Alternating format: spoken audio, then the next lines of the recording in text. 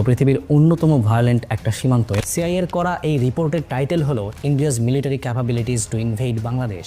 ইন্ডিয়ার ground troops সম্পূর্ণ বাংলাদেশের চারদিকে ঘিরে আছে।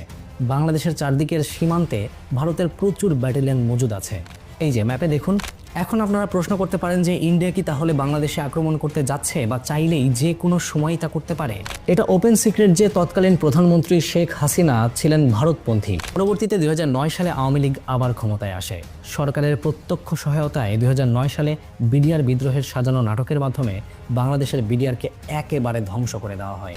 ভারত 26 এবং 27 ফেব্রুয়ারি তার কয়েক হাজার প্যারাট্রুপারদের বাংলাদেশ সীমান্তে নিযুক্ত করে রেখেছিল, যাতে যে কোনো মুহূর্তে বাংলাদেশে ঢুকে পড়া যায়। ভারত আশঙ্কা করছিল বাংলাদেশের মিলিটারি বিডিআর বিদ্রোহ শক্ত হাতে দমন করতে পারে। বিডিআর বিদ্রোহের পেছনে ভারতের যে হাত আছে এটা কোনো হাওয়াই কথা না, এর পেছনে যথেষ্ট এমনকি স্ট্রং এভিডেন্স আছে। বাংলাদেশের